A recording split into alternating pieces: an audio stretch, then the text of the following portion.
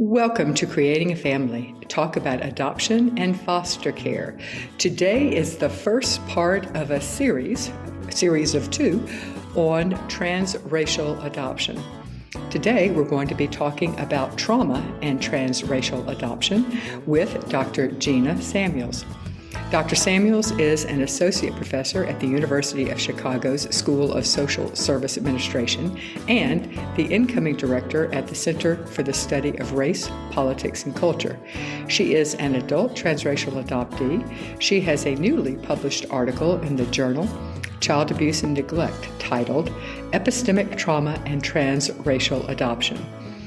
Be sure to tune in next week for the second and last part of our series on transracial adoption, where we're going to be viewing transracial adoption from the eyes of a transracial adoptee, his birth mother, and his adoptive mom. It's going to be a terrific interview and fairly unique because of the perspective of all three in the triad. So make sure you come back next week to listen to the second part of this series as well. Welcome, Gina. May I call you Gina on air? Please do. Okay. I prefer it. Dr. Samuel / Gina. Yeah, I don't know. If you got a doctorate, I think you deserve to be at least called doctor, since I don't have one. Anyway, all right. So, Gina, welcome to Creating a Family. The article was great. I learned something, and it was really thought-provoking. Again, the title is Epistemic, Trauma and Transracial Adoption. Am I pronouncing, first of all? I learned something I did not know about. A new word. Yeah, a new word. Yeah, great. In our family, we would have said when the kids were little, or not little, but in high school, we go SAT word every time somebody would say a big word. So talk about an SAT word. And yes. Yeah, that's a big SAT word. All right, so we're going to talk about that, if I'm saying it correctly. Before we talk about epistemic trauma, I want to begin by talking about just trauma. How do we define trauma? And then if you would contrast that to complex trauma. And then we're going to introduce epistemic. Okay, great. Yeah. So some of this actually came from my own dissatisfaction from how we do sort of engage trauma. And when I say we, I'm probably inviting a whole lot of people to the table here. So we, as in people who are clinicians, we, as in those of us who research topics that are either proximal or directly informed by what we might call trauma. Uh-huh. And so, as most people, lay people out in the world, they think about trauma in terms of an event, like Katrina or a school shooting. School shooting. Yes. Exactly. These things that, undeniably are trauma, and all or of abuse. us agree, or abuse and neglect. Yeah. So something that has happened to someone through an event that is traumatic meaning it disturbs someone's development. It disturbs their sense of safety. It disturbs them psychologically, and often so much so that one carries it even after the event has happened. And that people may have what now a lot of people know as a post-traumatic stress disorder, where, a loud noise can completely jar them and bring them back to that feeling in a visceral way, to how they felt and the lack of safety that they felt in that moment. So that's a very common understanding of trauma. And we have a whole lot of research that suggests how damaging that is for people, especially young people, babies, young children, and then even adults. To experience these things in our world can have lifetime impacts. And so we spend much of our time at Creating a Family talking about trauma in that definition of trauma. Yes. Yeah. So that's that's been a huge gift to our society in terms of the naming and languaging that. And that has sort of rippled across a lot of fields in terms of how we think about trauma. And then you named complex trauma. So then there's this next body of research that has really been important in helping us to understand that there are ways in which trauma is sometimes out in the world, in the ether of the ways in which we live in an unsafe place and space. Oftentimes that's a literature that we've used in a really helpful way to characterize interpersonal trauma and family trauma through abuse and neglect that comes through our relationships that we have with people that oftentimes are not just an event, but characterize the entire relationship that we have, or characterize the condition in which we live that is traumatic. more contemporary writing about racism also Mm-hmm. identifies it as a complex trauma that is just sort of how we live in the world that assaults people as racialized beings and can be harmful. Mm-hmm. And so part of my coming to this epistemic trauma is that it invites a whole nother layer of complexity to think about how, as human beings, we are knowers, and that sometimes the harm that we do to one another is at that level of, what we know, who gets to be a knower, who gets to claim knowledge, who gets to produce knowledge about their own experience. And that oftentimes the ways we engage one another can exert injustices and harms to people in that way, and in terms of their ability to make meaning. And a lot of times we give examples of epistemic injustice as, the hashtag Me Too moment, the ways in which women are oftentimes undermined as knowers of their experience of their bodies and their sexualities when they are sexually assaulted or abused or harassed, and told then as they are testifying about these experiences, well, maybe it was because the way you were dressed, or maybe Mm-hmm. are you really sure that was happening? And so our Or language of something under gaslighting was the word, gaslight, yeah. undermining what he was just flirting with you, or Right. It wasn't yeah, that serious. Like it just yeah, was a joke. Can't oh you just take yeah, a yeah, joke? yeah, get off of it. He was just kidding, Yeah, yeah. yeah, Why are you being so sensitive? yeah. So, when that happens to a person, you start to yourself question, like, oh my gosh. And when a whole society does this in a systematic way, it is deeply traumatizing because it fundamentally harms a person to have a sense of confidence that they are seeing what they're seeing, they're feeling what they're Yeah. feeling, that they have the capacity to actually take in the world and make meaning of it, and that when they express what they're feeling, the world responds with I may not totally get it, but yes, I believe it's true. But when you don't have that experience, that it can be very traumatizing to people's development over time. And we know that in the more traditional sense of the word of trauma that you first described an event. We talk about that with sexual abuse or any form of abuse, that one of the most powerful things that an adult in the child's life can do is believe them, listen to them, Yes, allow them to be the knower of what happened to them, as opposed exactly. to undermining them and saying, well, are you sure? Or maybe it was just you were being spanked because you did something wrong. Are you sure? This type, as opposed to what the child is saying might be Yes, abuse. Yeah. Okay. absolutely. Absolutely. So this is the same logic just brought into racial abuse. And when people are articulating harm, how do we not meet them with are you sure? Are you sure that happened? And how developmentally damaging that is when that's our response to a person.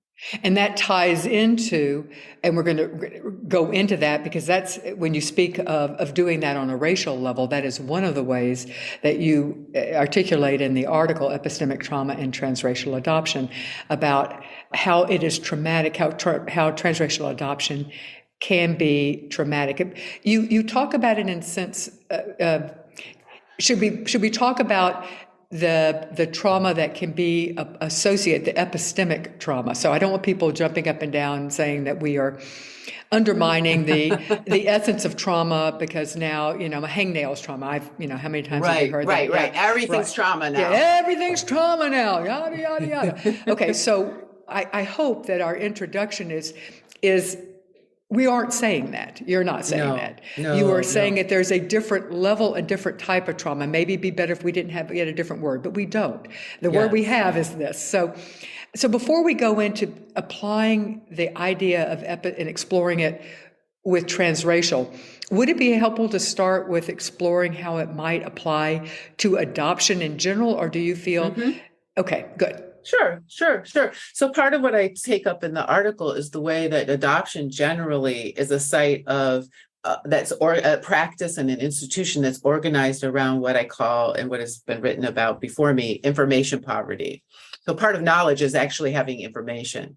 And there's a whole lot of ways in which historically we've practiced adoption and that adopted people are expected to live with a very precarious relationship to information about themselves, their own history, their names before they were adopted, et cetera. And that there's a lot of ways just outside of race that adopted persons oftentimes are a group of displaced knowers generally, and then have relationships with people where they're told how to think about their experience. So we have, this whole rhetoric of beginnings in adoption, where adopted children are exposed to different storylines around how they became adopted, and it's as sometimes as fictitious as the stork story that children who are not adopted are told about how they came into existence in their families. And, on one level, we can look at this as innocuous kind of harmless things that we tell little kids, like Santa and other sorts of fictitious characters in life that serve their purpose at a particular moment. But when you think about it as a whole structure of the ways in which adopted people are legally prevented from accessing, or how difficult, even in the context of today's open adoption, then it starts to, I hope, invite us to ask questions. Who does this serve? Who does this serve to keep this information from whom, and to protect it from whom? And how do we understand basic rights of a class of people who are adopted to basic information that might help them to more fully access things in society? Don't you think, though, we at this point now, there is certainly, it's hard to imagine an adoption professional not encouraging the sharing of information. What we do here, especially the basics of the information that you were adopted or whatever. Surely we are past that as an institution, but we still get pushback, and we've been saying it for a long time that the child's story is theirs, and even if there are hard parts of that child's story before they turn 13, they have the right to know that part of the story. And we say before 13 because it's better for identity formation, we believe, for them to understand some of the hard parts, if there are hard parts of their story. And we do get pushback on that. What good is it for them to know how, you were conceived by rape. Well, how is that possibly going to help you? We do get pushback on that. But do you see in general, though, that the adoption profession is still withholding the basics of knowledge, or does it really matter if you withhold any of the knowledge? Well, I think that's a good question. I agree that we have made leaps and bounds in our understanding of the importance of openness, the importance of talking about adoption.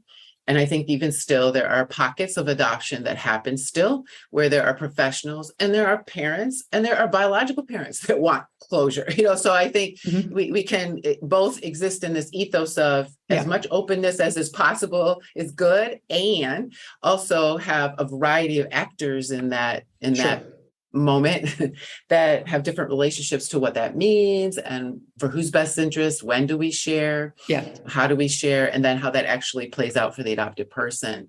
But I also think that there's been this added gloss on top of that in terms of just generally the storylines of adoption that are available to us in our society. And I think we still have a lot of, like books and children's stuff and just out there in the world, storylines that are still anchored in this: adoption is a good thing. It's always only a good thing.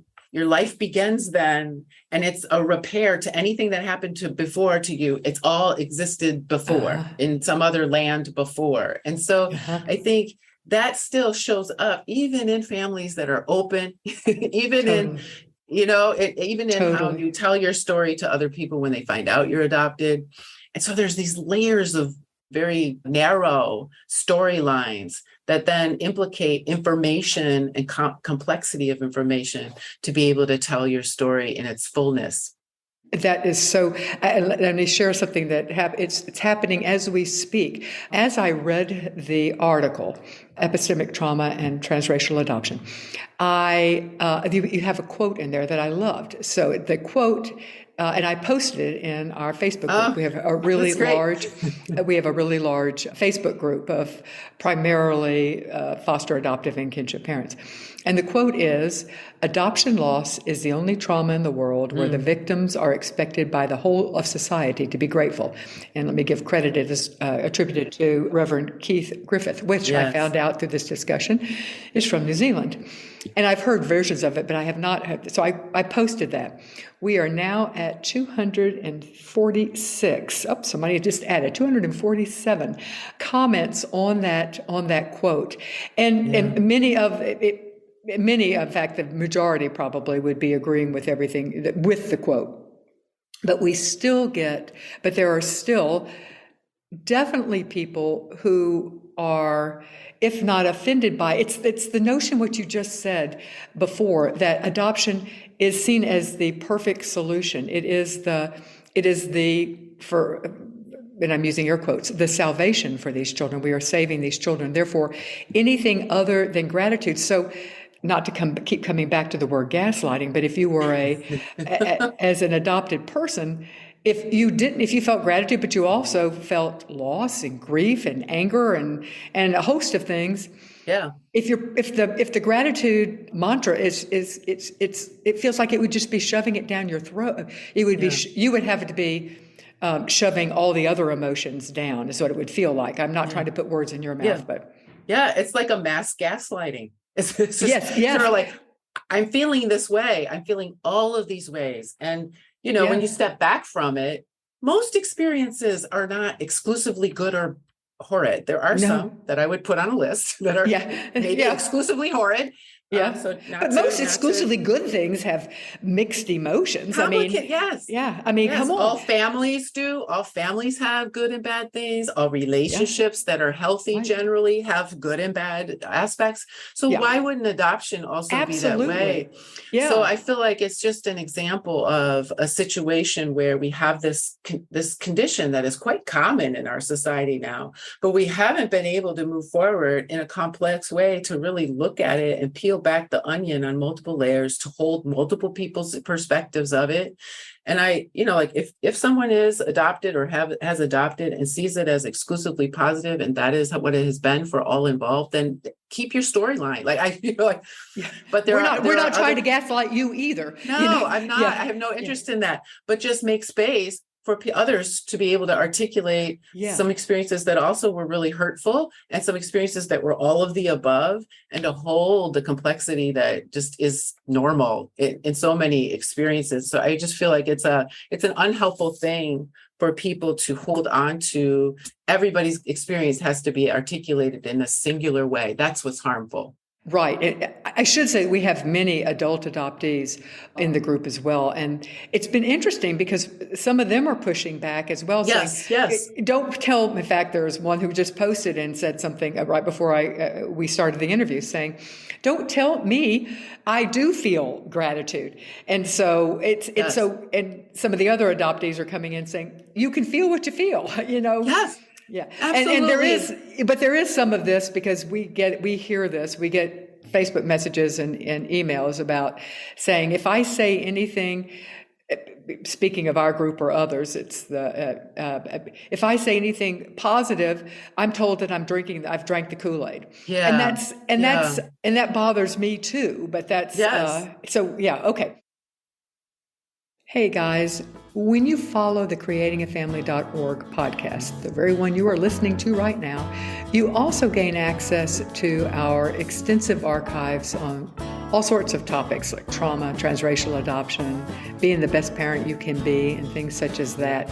We interview leading experts on these topics, and we've been doing so for almost 15 years. Therefore, we have, to put it mildly, a large library, including other interviews we've done with Dr. Samuels. So please follow or subscribe to the creatingafamily.org podcast.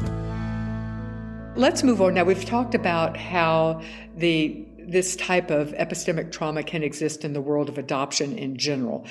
But now let's move on to specifically talking about transracial adoption.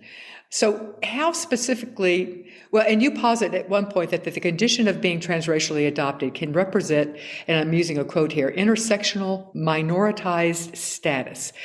What do you mean by that? Mm-hmm. So what I'm meaning is that, if we start with a place of adoption generally is having this, narrative of rescue, and we unpack who is it who has had access to formal adoption, then you can't have that conversation and not also then invite conversations about whiteness, white people, class, nation, and the ways in which we are arranged in the context of power. And that when you look at a history of transracial adoption, it's unescapable to understand it, not in the context of colonialism, the removal of children for reducing friction problems, what was called, in the case of Native Americans in the U.S., the Indian problem, and the forcible placement of children into boarding schools, which happened in Australia, like Canada. There are other, Canada. US. There are other countries that have these histories, and so when you think about that, the only socially just way to talk about a transracial adoption is in the context of that. And when you think about that, and then the other narratives of how in our country we have glossed a simple storyline of rescue, redemption, that still the ways we talk about Native Americans and reservations and where are Native Americans and how we talk about them versus how we talk about Black people, that it's unavoidable the white supremacy that is inherent in many of these storylines. So that part of what I talk about in my paper is that the gratitude that all adopted persons are asked to sort of give voice to, which is, I would argue, a classist kind of gratitude, becomes then a classist and a racist kind of gratitude of how could it possibly be a bad thing to be a Black person and be proximal to white people? It's a psychological, unavoidable impossibility for many, many people to imagine that would be anything but an advantage. And that would be and so we just don't have a psychology that understands that it actually could be harmful to people of color to be that proximal all the time. Not like a biculturalism, not like I'm able to navigate multiple worlds, but my only world is that. And so I've actually had conversations with people of color where they're like, what do you mean it was hard, Gina? Like, what do you mean? What are you complaining about? And so there just is not in a world that has such a understanding of whiteness from white supremacy, that it's only a good thing, that white people only do good things, that white people have only contributed good things in our society, built good things, represent good things. Or that association with would only be a positive thing from somebody from a minority. Okay. Yeah. What do you mean by classist? You were racist, but in what way? You were saying adoption is classist. In what way do you mean?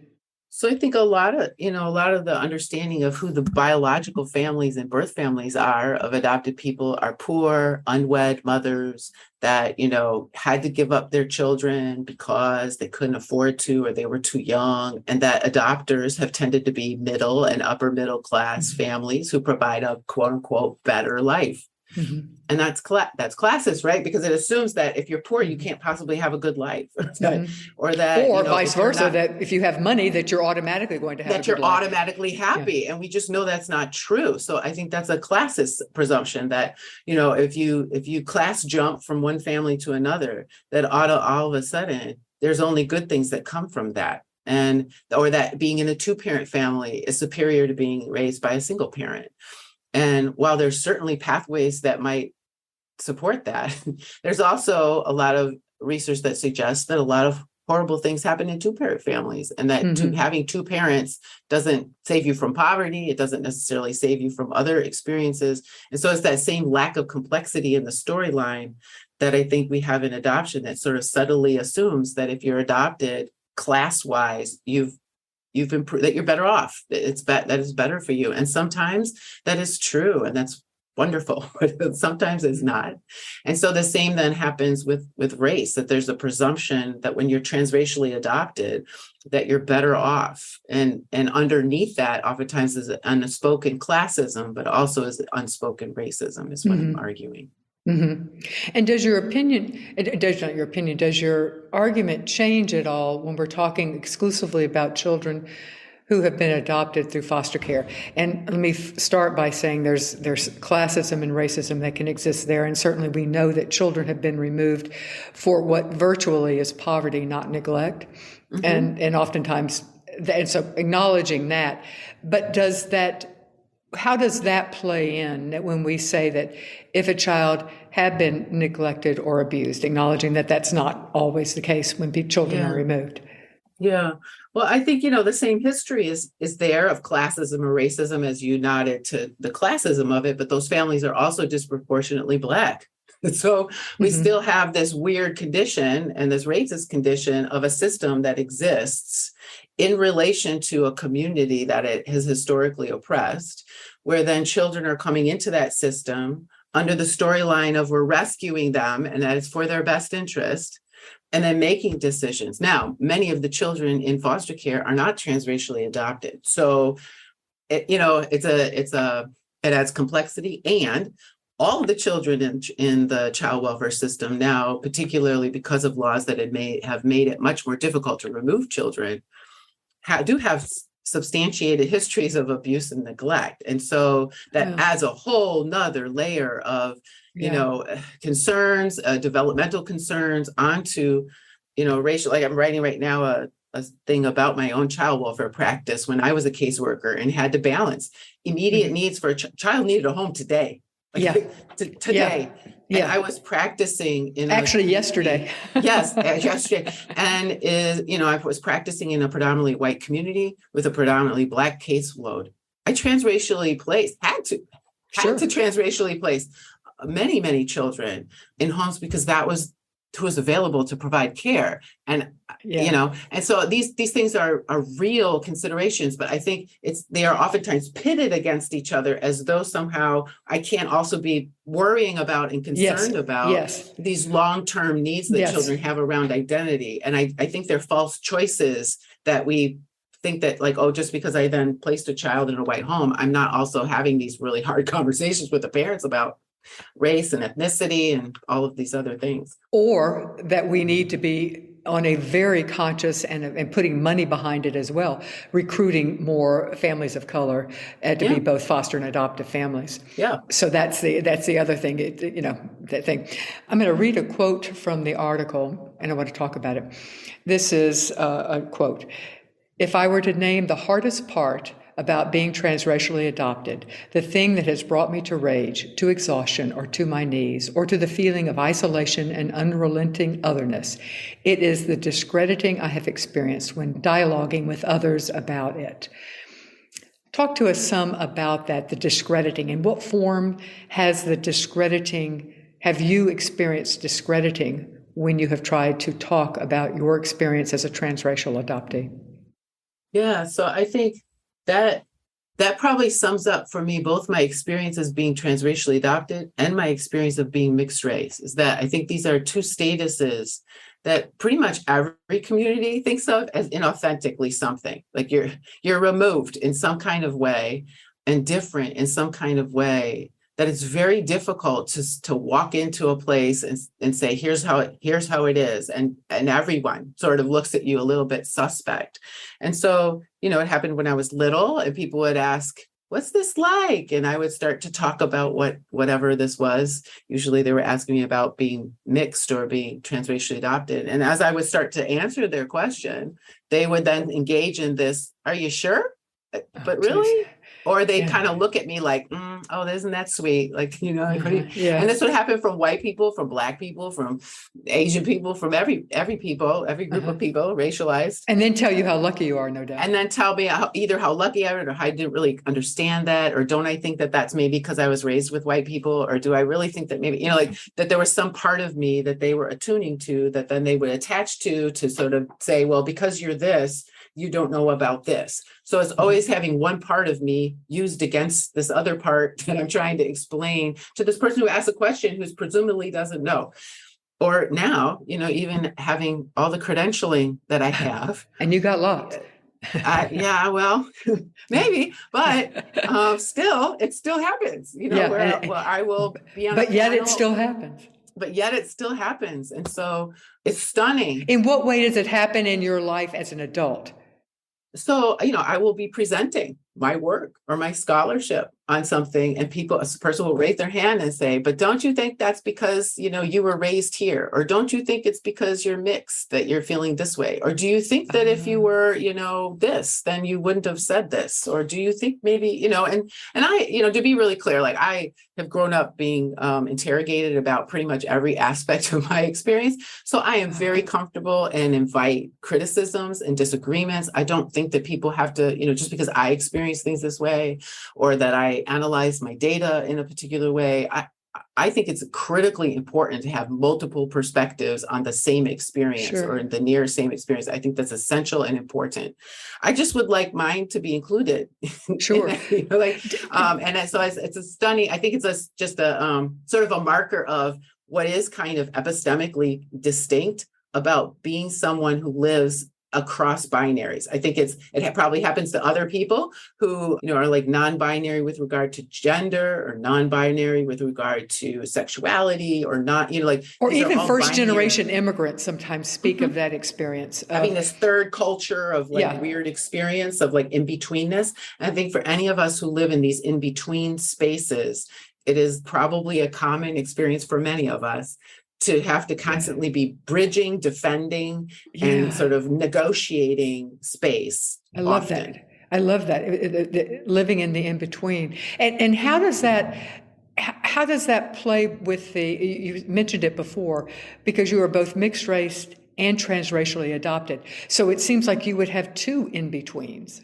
Yeah. So this goes back to that, that quote that you opened with, where there are these intersectional minoritized identities that sort of mutually reinforce each other, So, my mixedness, because I look that visually, so people aren't going to see me, but I'm light skinned. I have these sort of racially ambiguous characteristics to me. I get mistaken for being Latina all the time. My first last name, Miranda, reifies that perception of me.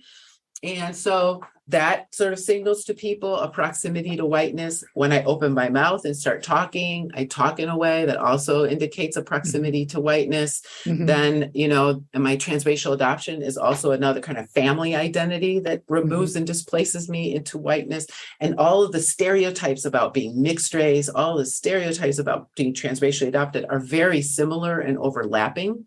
And so they sort of come together in a nice storm to mutually reinforce one another, so that when I'm out in the world, people don't know that I'm, transracially adopted, but they see me. Uh-huh. And so there's kind of a little invitation visually to wonder, where am I from? Where did you grow up? And then I answer questions that then also affirm certain things, maybe contest others. And so there are these ways in which embodying mixedness, both by family and by racial heritage, kind of mutually reinforce these experiences of in-betweenness, I think.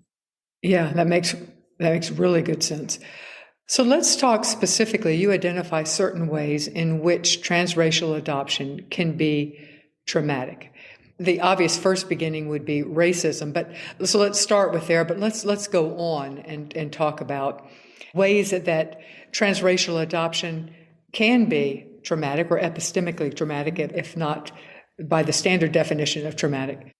Yeah, so I think, I want to start by saying I actually don't believe that transracial adoption has to be traumatic. I don't. And I think that, increasingly people are living in all kinds of ways in mashups by race, by gender, by class, by religion, and that this is a beautiful thing that can be beautiful and be made beautiful. However, the way that transracial adoption even today continues to play out tends to be that it's a white couple or white parent who lives in an incredibly white space raising children who are not white. So that part of my argument is that being transracially adopted doesn't cause racism, but it causes a very particular proximity to whiteness that exposes you to racism with very few places of racial safety. And so it's that given the world, the way the world still is, and given the place that white people generally still are in their own racial awareness and development, that it places kids at risk for a very insidious proximity to racism without supports and people who are able to be there, and adults and similar same age peers who are going through something similar, where you then would able to naturally be able to access some respite from it in the ways that kids who are of color but have parents who are of color and may go to school where there are other kids of color. And so there's other spaces where you can access similar others who can, help you and support you ideally. Now, I realize there are all kinds of people who grow up and that's not the way it goes down for them. So that's but still, your point's well taken, that that at least if a child has others in their life that look like them and who have experienced the racism that they are experiencing,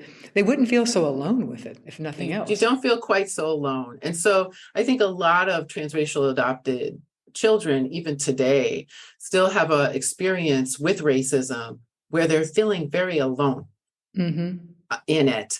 And don't always tell their parents, actually, even when they have parents that would be there for them and fight with them and all of that. I know there's a lot that I didn't tell my mom about. And she was totally would have gone in there. And that was partially why I didn't, because it was, I don't want my mom again to come into school and beat up. I don't want you to fight my battles, or, you're so embarrassing. Yeah, sure. Yeah. And that happens with kids on all kinds of fronts, not just race. Like, kids don't tell their parents, unfortunately, all kinds of things. True. And so I think that, like in transracial adoption, there's just a particular way in which this is a group of kids of color who experience the same racism as any child of color will in this society, but they have to experience it in oftentimes predominantly white schools where they have a white parent or parents that may or may not always be attuned to what's happening in that school.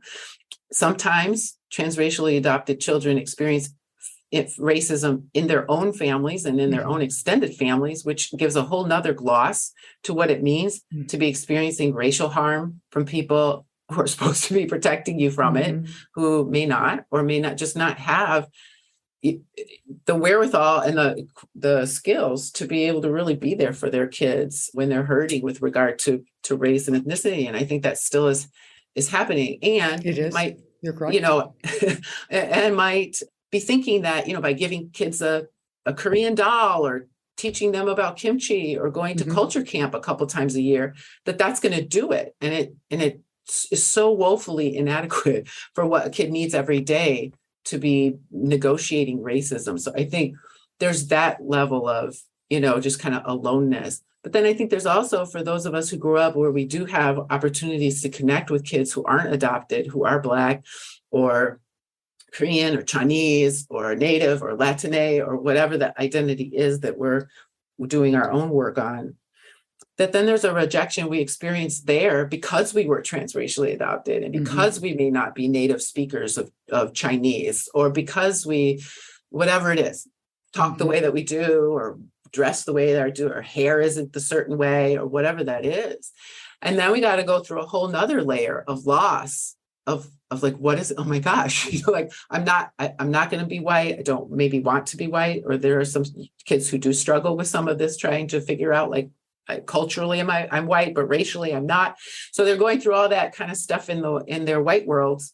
And then when they are exposed to communities that aren't proximal to whiteness, where they're supposed to be getting all this enculturation, oftentimes part of that also is at the expense of being stigmatized around how proximal they are to whiteness.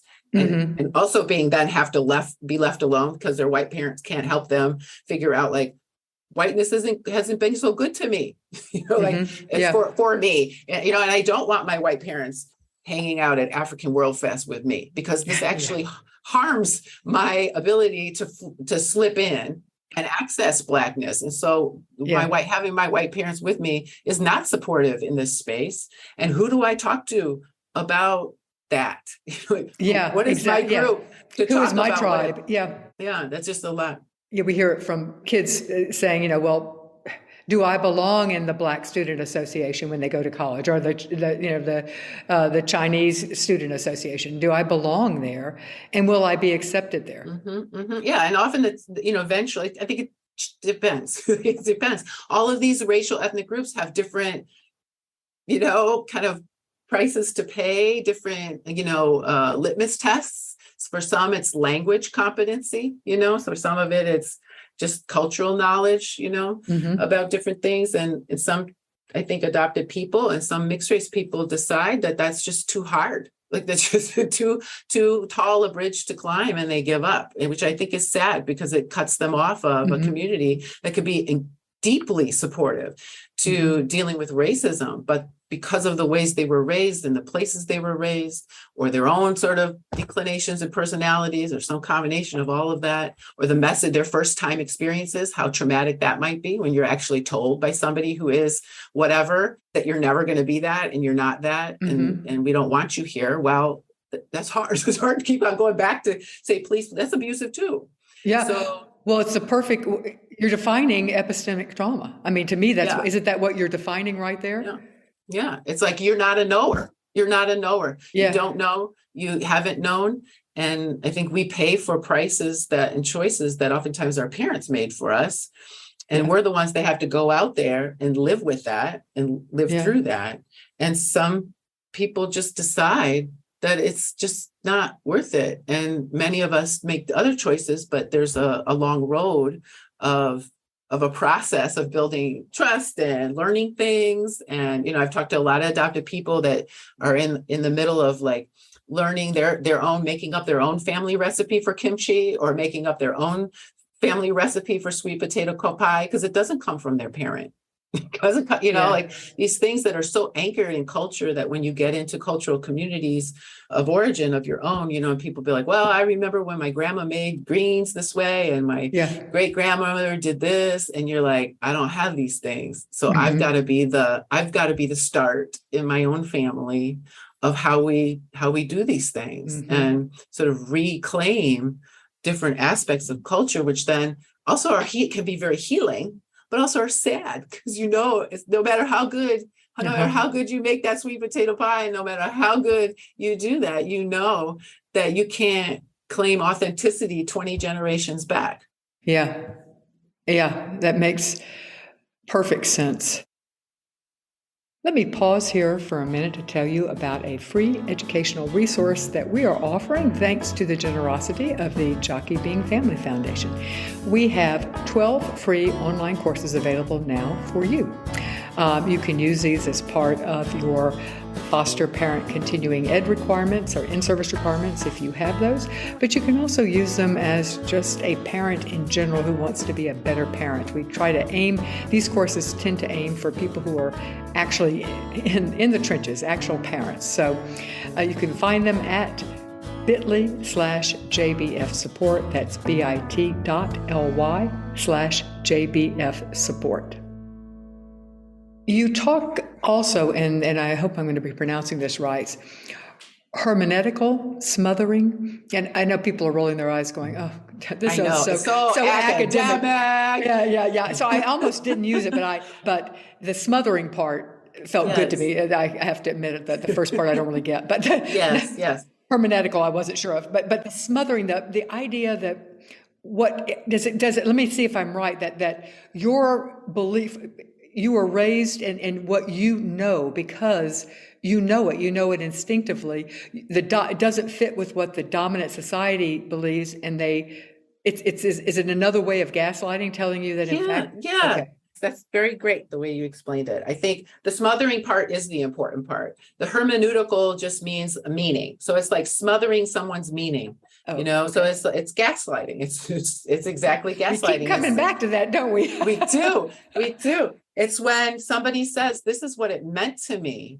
And people talk over and say, no, this is how it should mean. This is how it should mean. And people keep on flooding you with no, this is the story we want. This is the way we want you to say it. This is how we need you to say it. And you keep on saying, but that's not, but that's not how I see it. That's not how I see it.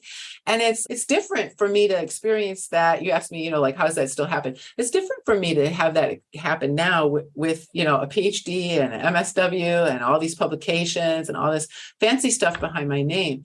But when you're 5 and you're still figuring it out yourself, you're much more vulnerable to, and that if you argue with this adult who might be your parent or your uncle or your grandparent who you love, that you might lose their love, you might lose their support, you might lose, that. And so you collude in your own smothering so that you can get other things that you need as a child. And so I think the smothering is so important because it's about voice and the ways in which we really do traumatize people in being confident in their own voice. Yeah. And understanding that their understanding of their world is real. It's real. More real. I want to use another quote again from the article, Epistemic, Trauma and Transracial Adoption. And the quote is, "My good grades, light skin, and complete assimilation culturally were undeniable assets in the white spaces I occupied, but they were also routinely used against me, deployed as evidence that real trauma from racism or transracial adoption was not the valid or meaningful part of my story." Can you explain that in the context of transracial adoption and the smothering that we were just talking about? Yeah. So I think it's just another way of like, we're not going to listen to your complexity, because in order to do that asks white people to understand themselves as sources of harm. And so we only want to know how great it's been. And since we can see that you have done things that in our world are valuable and matter, and you're like us, then isn't that great? And there should, and there shouldn't be, if it was really bad, you wouldn't be getting bad, you would be getting bad grades. If it was really bad, if it was really traumatic, you'd be in jail or something, but you're not these things that are the stereotype of Blackness.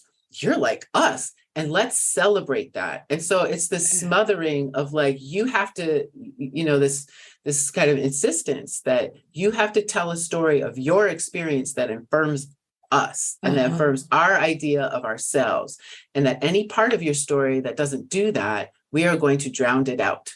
We don't want to hear it.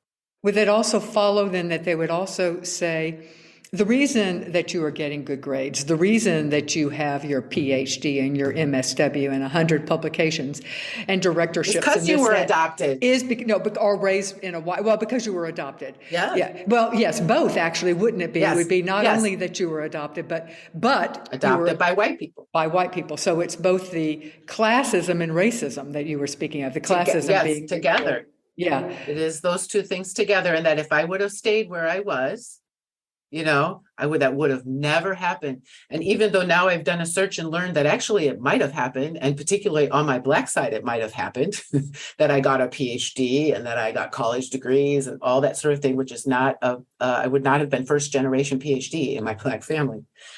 It just it draws on these stereotypes that white people have of Black people and who Black people are as both a race and a class inferior status.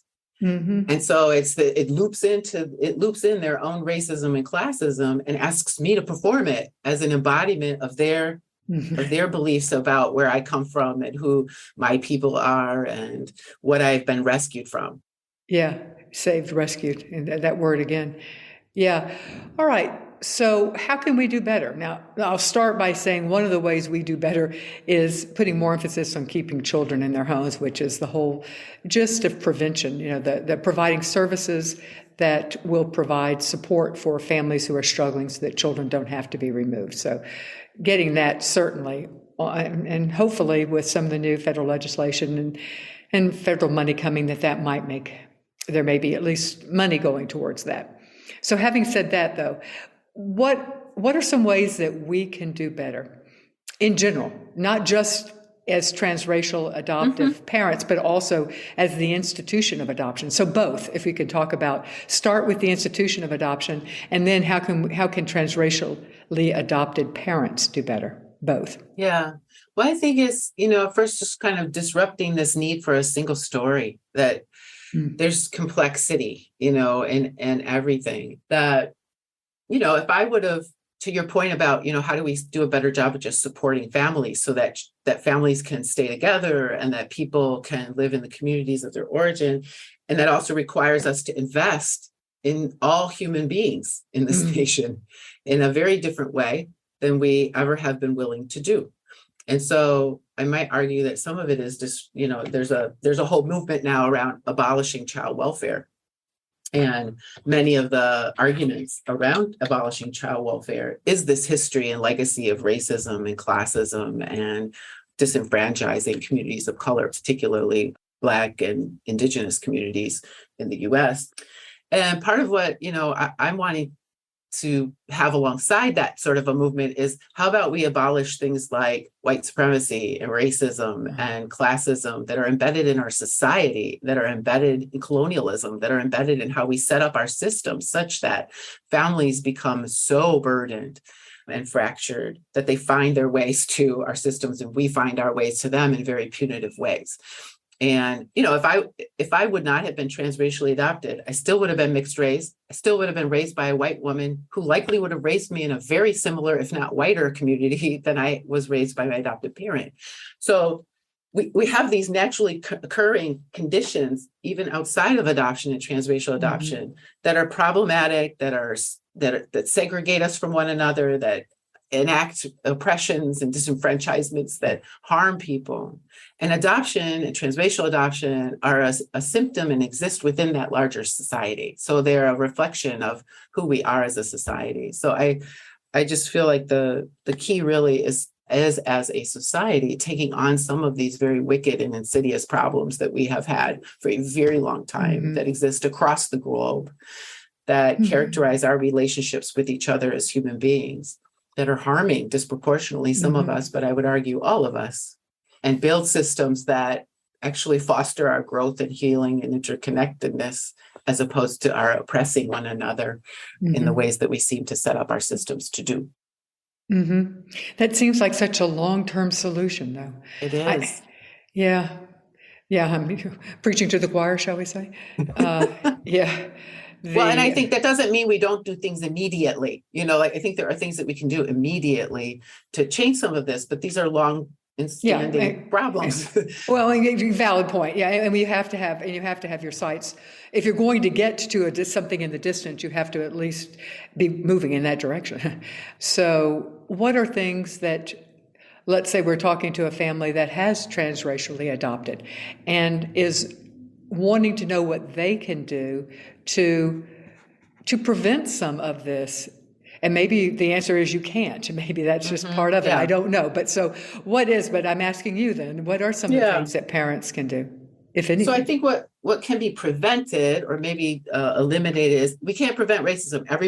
It's in our world. We can't prevent sexism. These are things that are in our society. And the idea that there's any place you could live or go where you're not going to experience it is fictitious. That's actually harmful belief. So to me, one of the things you can do is recognize that is going to be a feature of your child's life. And I think that's easily said, but I think that actually is a very difficult thing for many white people to really believe, that their child is going to experience a world that they do not experience, that the beloved cabin or the lovely place where they went to school may be a wildly different world when their child goes to that space. And to first sort of recognize that is true, and taking that's true, to eliminate things like color blindness, or, that the world is a fair place, that you will be judged by your character, to sort of let go of that as not necessarily a dream, like we all dream of that, but that's not a reality. That's not the world we live in.